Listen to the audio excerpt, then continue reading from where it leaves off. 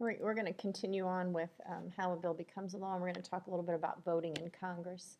In order to vote, when the bill gets to the floor of the House and the Senate, this is once it's gone through the committee process, they have to have what's called a quorum. And a quorum is just a name for a majority or enough members um, being there in order to actually take a vote. In terms of their options for voting, they can take a voice vote, which is where everyone says yay or nay. They can do what's called a standing vote, where those in favor would stand.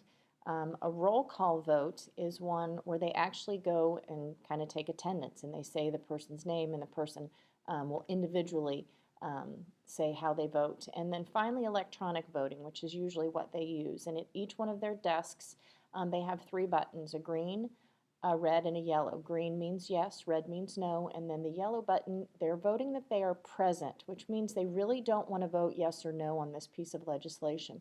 But their constituents want to know that they're working, so they want to put in the record that they were actually there when the vote took place. So they will just vote present and not cast a vote yes or no. In terms of decision making when they vote, there's a few different ways when they're going through the process of how they're going to vote on a piece of legislation. And the first way is they vote as what's called a delegate. And this is when, regardless of what their personal stance on a particular issue is, they're going to vote according to their constituents. And remember, a constituent is someone who is being represented. These are the people who elected them and voted them into office. And this really should be the number one priority when a representative or a senator votes. They should take into account that they were sent there on behalf of their constituents to represent them in their particular district or their particular state, and they should vote according to what their constituents would want them to. So you'll get things in the mail, surveys, where your representative will ask you how you feel on certain issues. The second way is a trustee, and as a trustee, they're kind of taking the stance that you trust their own personal judgment, and it might not necessarily be what the constituents or the people who elected them thought, but there's a reason that they're going to vote the way they believe as opposed to the majority of people in their district or their states. I guess a good example might be in terms of foreign policy, or just anything that has to do with going to war, or anything like that. There's a lot of information that the constituents are not privileged to. We don't know everything. And so they might have a piece of information that if we knew, we might change our minds, but because they know, they're going to go ahead and vote according to their own personal views. That's just one example of that. And then partisan, you'll see this a lot, where they vote according to what the party wants them to.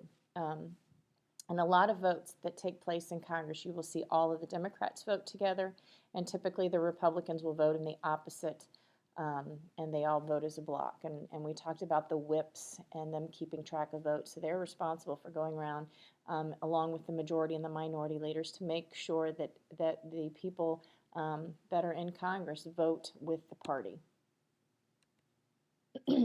Once a bill has passed either the House or the Senate, the bill is then what's called engrossed, and engrossed just means it's printed in its final form, and you'll actually see a stamp on it that says engrossed. That means this is the final bill, and it's printed in its final form.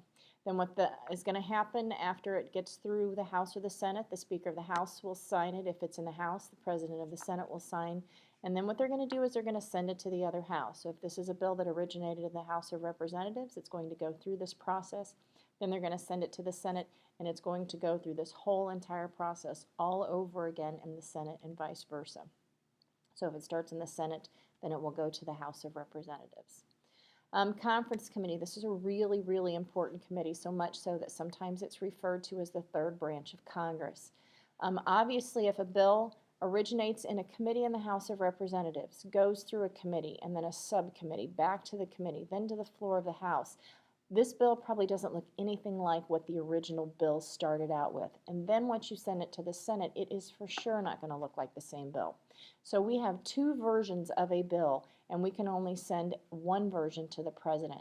So this conference committee's purpose is to take these bills, the House and the Senate bill, and to create one conference bill. They're going to iron out all of the differences of the two versions, and they're going to get members from the House and the Senate from the original standing committees. So you're going to have members there who did a lot of the upfront work in the committees, and so they know a lot about this particular bill. So we're going to have members from both the House and Senate, so this is a type of joint committee.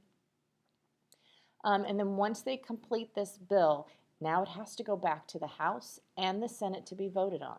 And usually, once the conference has gotten finished with it, they are going to definitely vote in favor of this. Once again, the Speaker of the House signs it, the President of the Senate is going to sign it, and then we're going to send it off to the President. And there are 4 things that a President can do.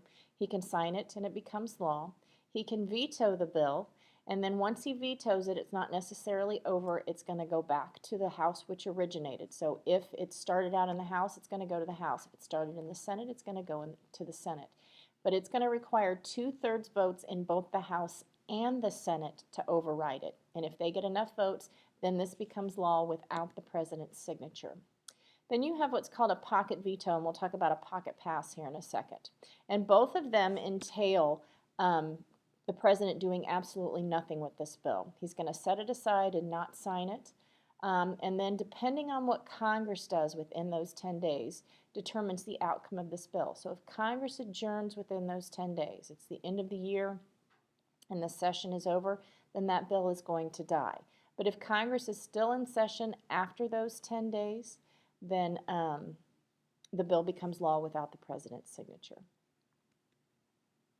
Line item veto. This was the ability of the President to veto certain items in a bill. So they would get the bill, and if they didn't like part of it, they could get rid of it and keep the rest. Bill Clinton is the only president to have the line item veto, and the reason that is was because it was ruled unconstitutional. If you think about the Founding Fathers creating this government with separation of powers, the legislative branch was responsible for making laws. The executive branch is responsible for enforcing them. What the line item veto did was give a president legislative powers. They got to write the law, basically, that they wanted. They got to take the bits and pieces that they didn't like and just keep the things that they did. And so this was ruled unconstitutional. So we've only had one president who has had that, and that was Bill Clinton. And then all I've done is gone back through and kind of put this like in a graphic organizer. We're going to introduce a bill. This one's going to originate in the House. We're going to send it to its standing committee, and it's been referred by the presiding officer to that standing committee. It may go to a subcommittee for testimony and markup. Then we're going to send it back to that whole full committee so they can vote. Then it's going to go to the full House of Representatives, where it's going to be voted on by all of the members. And remember, we have restrictive debate in the House. And then once it gets passed there, it's going to be signed by the Speaker of the House, and we're going to send it to the Senate. But remember, at every single one of these steps, there is a potential for this bill to die, and that's typically what it does, because I've said before, about 10% of all bills that are introduced actually become law, not very many. And so then this is, once it gets to the Senate, they're going to introduce it in the Senate, send it to its standing committee, subcommittee for testimony and markup, back to the full committee, to the full Senate, where they have unlimited debate with the filibuster. But if it gets through all of this, that it's signed by the President of the Senate, then it's going to be sent to the conference committee if we have a different version than what was in the House, and then eventually it's going to be sent to the President. And then this is just a review of the 4 things that the President can do. Sign it, become law, veto with the potential of a 2/3 override, and the pocket veto and the pocket pass.